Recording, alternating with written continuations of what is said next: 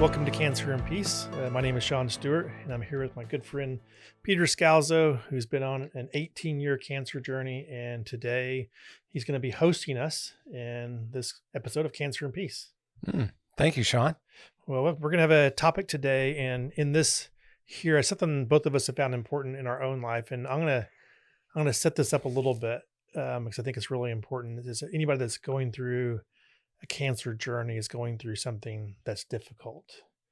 And there's probably all the, we'll call it the negative emotions come out in this of fear, sadness, anger, some of these things that we experience.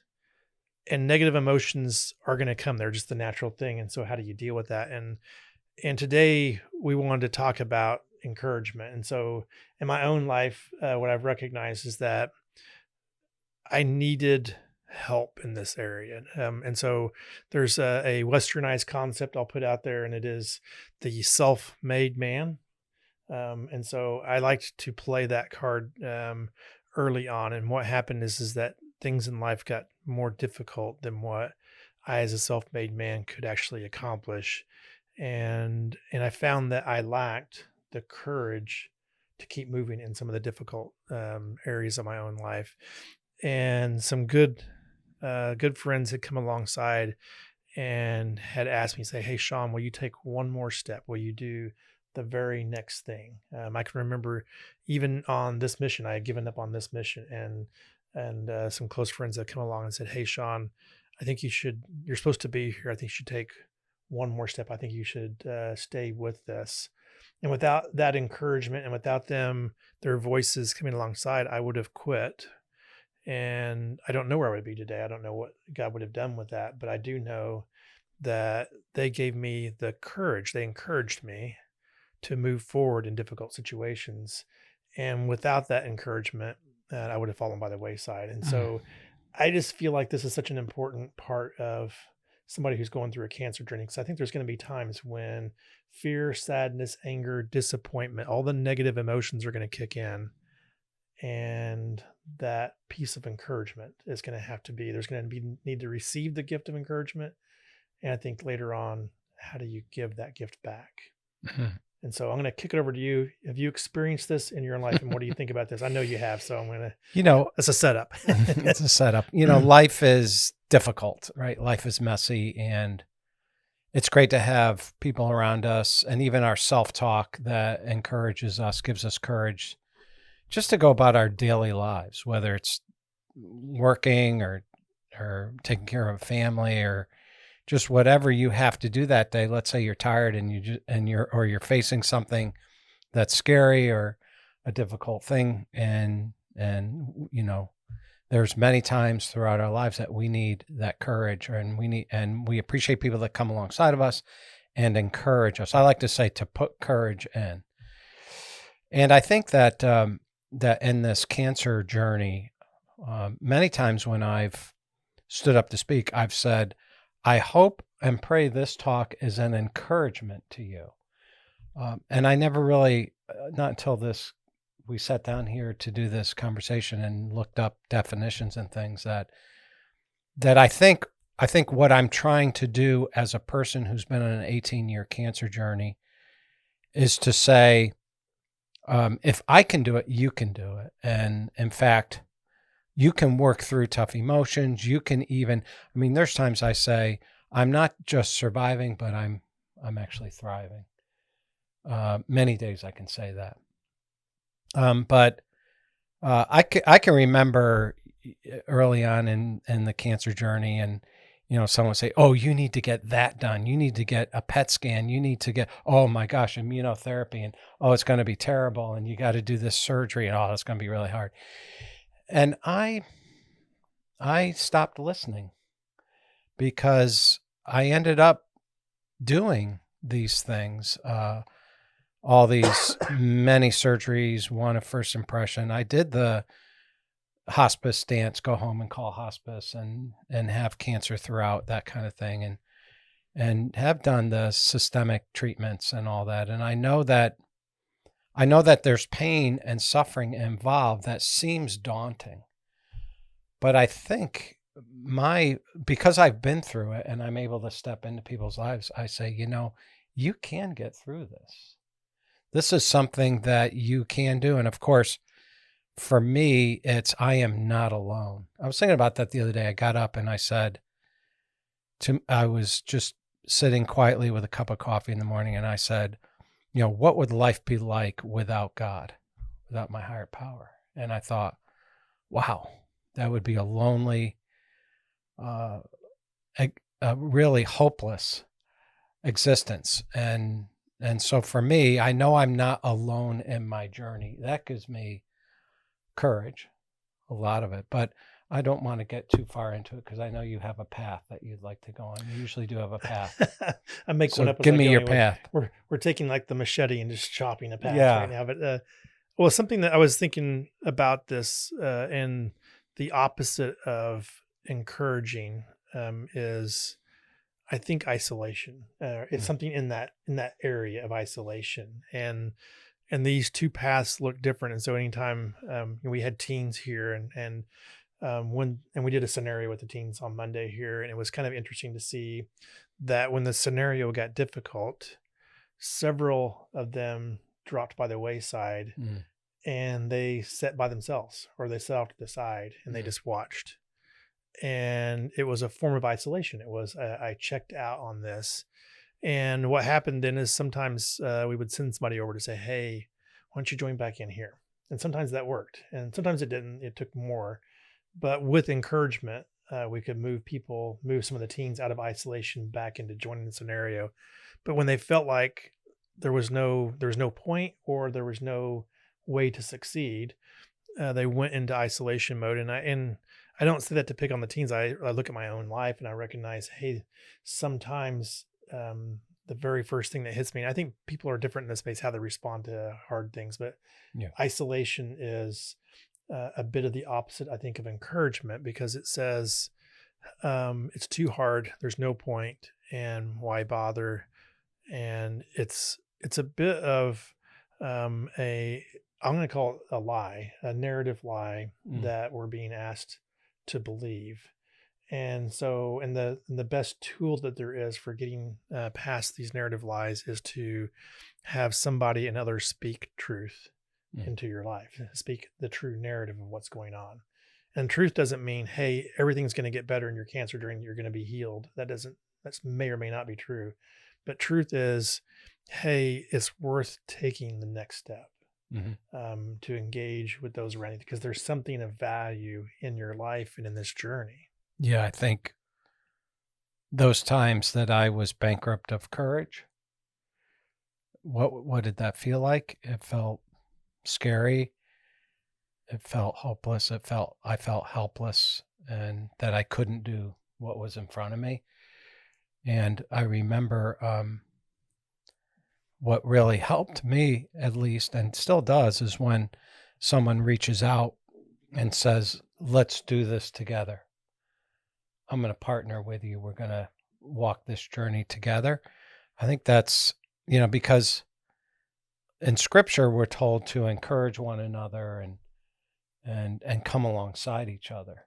And I think that's why, I've been doing this cancer support group, helping to actually lead it, facilitate it now for 17 years, because the whole premise in 2006, when my buddy and I started it, was we're going to link our boat up to your boat and we're going to ride the waves out together.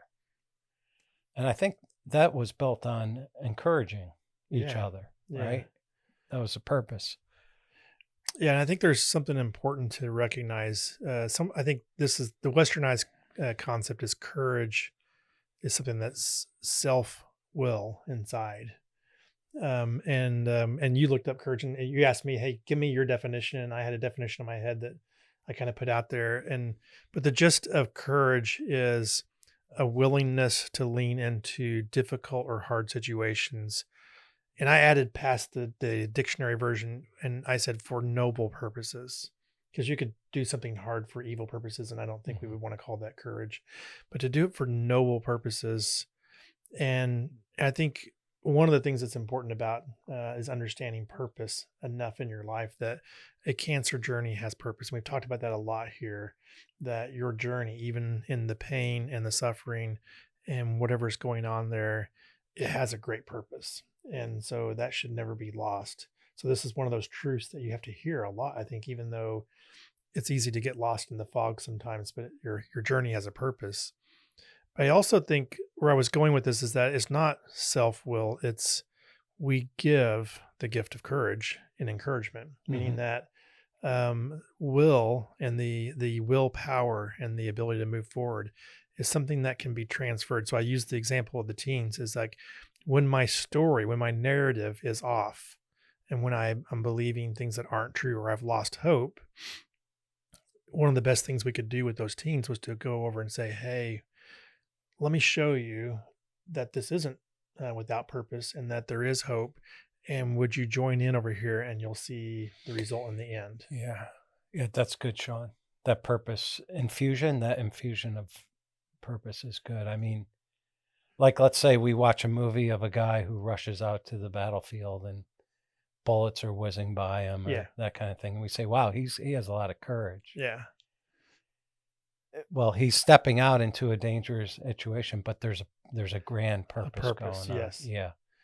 And hopefully it's for a great truth with a noble cause that he's doing that for. I think this is important for cancer patients, but we talk a lot about narrative here. And I think the reason why we don't have courage so much of the time is because we get on a false narrative. And so when I say narrative, I'm going to redefine that. I think it's repetitive a bit, but I think it's still important. It's like the story we live our lives by.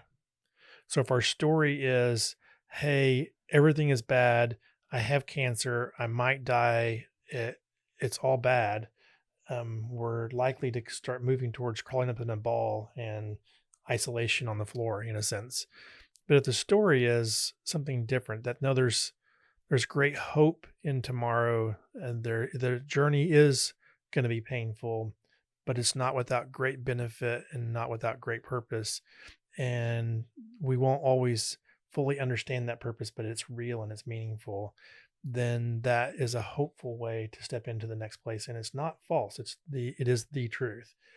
But so much of the time, the only way I get to that revised narrative is to have somebody come alongside and retell the story, because we are by nature as human beings, we are guided by a grand story or narrative. And so we live our lives on a narrative or a story that we tell ourselves. And it's how we interpret all the information that's going in. And so the reason why we're able to give courage is we're able to retell the story.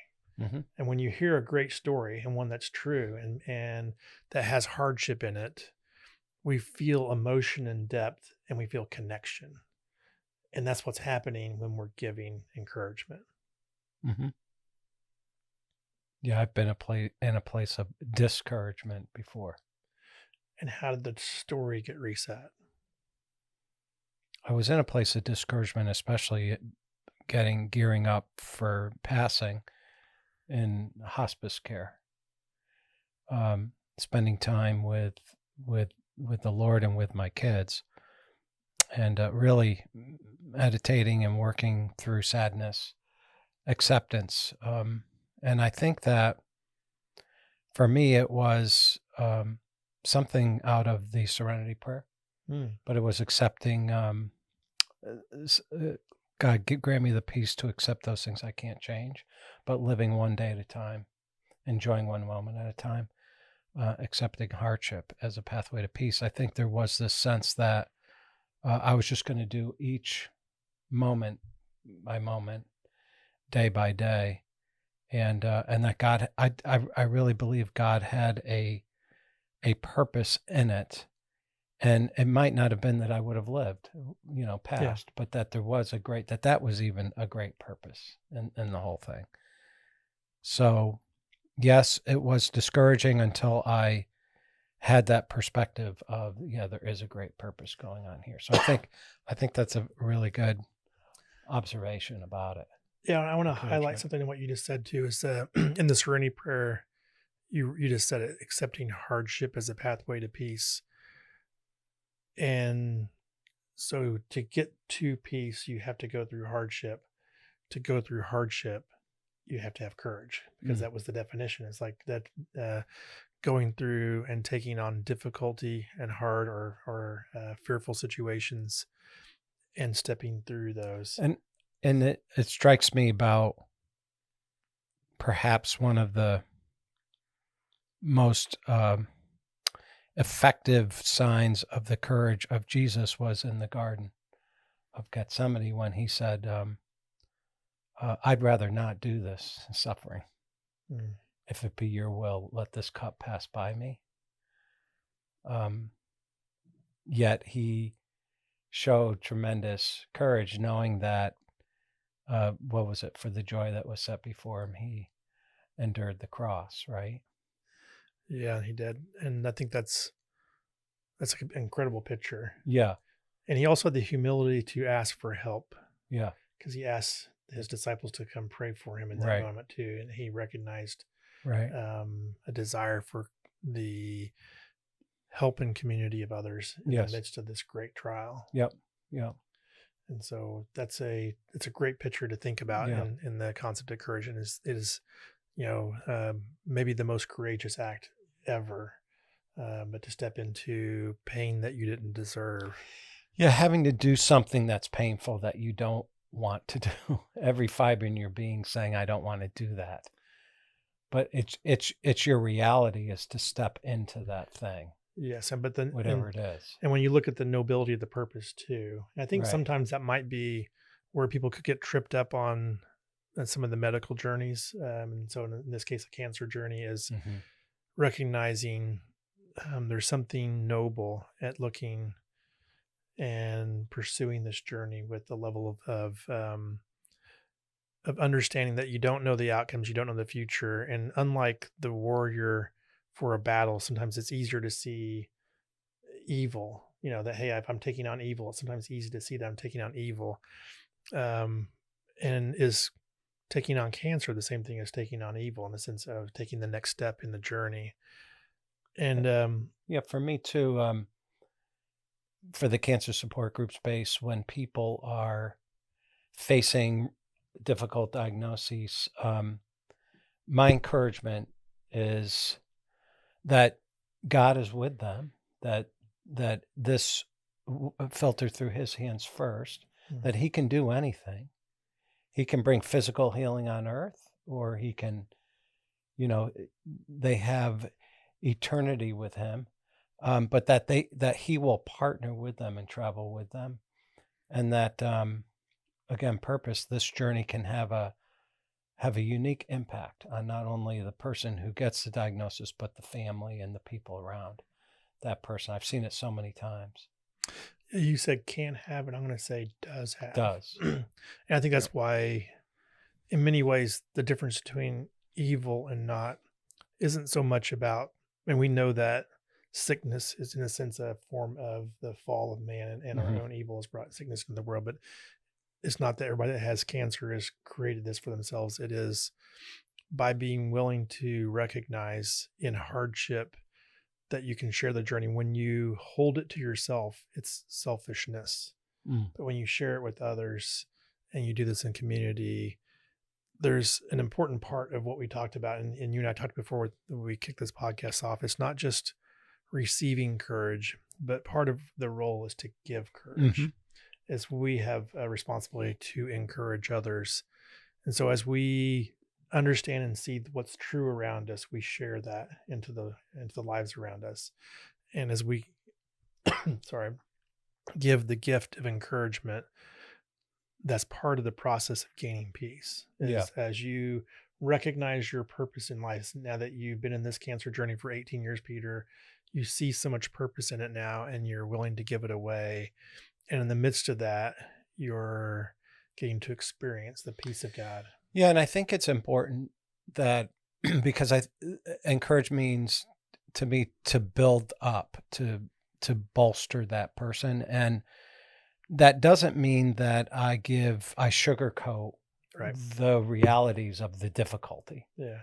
Yes, I understand. I've experienced it also. I've experienced the pain physically, emotionally, spiritually. I've experienced the sadness, the anger, all that. But I'm also here to say, after 18 years, you can have joy and gratitude, happiness. I mean, there has been times of such fulfillment. It's been incredible. Yeah. Let's put some, Yeah, I'm not going to call it ground rules, but there's some things that Okay. are important here. Okay. I will, maybe they are ground rules, but I'll say ground rule just for the purposes of this one here. I think is a rule is like, never give false hope. Right. You and I've been in situations, and I've seen some recently where individuals have been given false hope. And when I see somebody who runs forward for some months or years in their life based upon, it was meant with good intention, but it was an attempt at encouragement, but they didn't give courage, because courage says you lean into pain and you step forward. They gave false hope, and by giving false hope, you set somebody up for a great fall, because whenever it's based on a lie and that's figured out, it crushes the person. Right. And so a ground rule is never give false hope.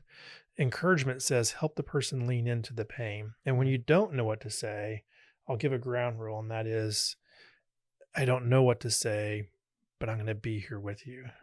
If you're able. Yeah. I'll be here with you. So it's just to be able to sit in the pain with them, and to presence. If all you have to give is presence, if you don't have answers, presence is a gift of encouragement. And I think that's just, part of it. But I think sometimes there's a temptation to give false hope because we don't have answers at times. And I can't tell you how many times. And usually it's around the topic of healing. And it's, this person said I would be healed, or I did this book that like guaranteed healing if I pray these certain prayers and verses and stuff. And then they go back for the follow-up and it's worse. Yeah.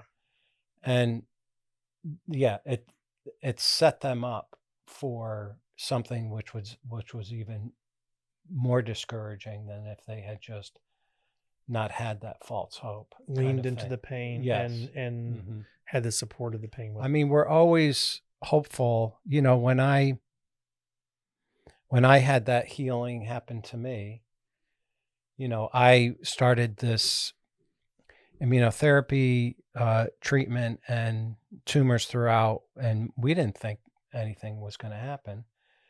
And a couple months into it, when he scoped me again and the tumor was gone, and he freaked out, the doctor, and I was like, what is happening?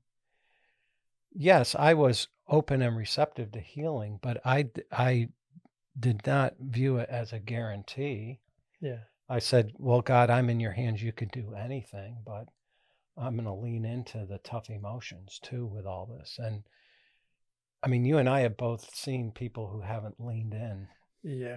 I think that's what we're encouraging people to do, is to lean into the tough emotions and be willing to step forward. And when you see somebody who is in that place where their narrative is off, meaning that they feel like they won't and can't go forward, to give the gift of encouragement, but don't give false hope. The gift of encouragement is take one more step, lean into the pain. Your journey is meaningful. There is great hope from God, not hope that is a guarantee of healing, but hope in the purpose and meaning of your life. And that when we put ourselves in God's caring, in his caring arms, that he has our best, and whatever that best is going to come to fruition. Yeah, because as people of, faith who have a relationship with Jesus Christ, I mean, there's a tremendous amount of encouragement that comes along with that. You are not alone. Yeah. You are not alone spiritually, but also if you're part of a support group, you're not alone there either. Other people have been through it, come alongside. And I think part of the gift of encouragement is, so I have a concept I kind of like to lay out, and it is each of us have a certain amount of capacity to experience pain before our bodies kind of have reached a capacity and we check out, in a sense. But in experiencing pain, what can happen is people can come alongside us and from an emotional and a spiritual sense, if they have capacity. In other words, if they've processed their own pain and created capacity in their own lives, they can step in and absorb some of that pain themselves, and that allows you to move forward. And so when you're with other people and someone who is deeply connected in their emotional and spiritual journey that comes alongside you and is giving the gift of encouragement, in many ways, what they're doing is they're absorbing some of your pain. They're willing to feel your pain with you. And when they feel that pain, it's in a sense, it lets some of your pain be transferred to them. And it sounds weird or bizarre, but it's, we are designed as beings that live in community. And I've experienced this in my own life. And when you have people come alongside, it's not that the physical pain of cancer is going to go away, but there's an emotional and a spiritual component that when in community, others can come alongside and we can step in and we can share that burden. I think all of us have experienced the warmth of a hug in time of great tragedy and loss. And something is transferred in that moment.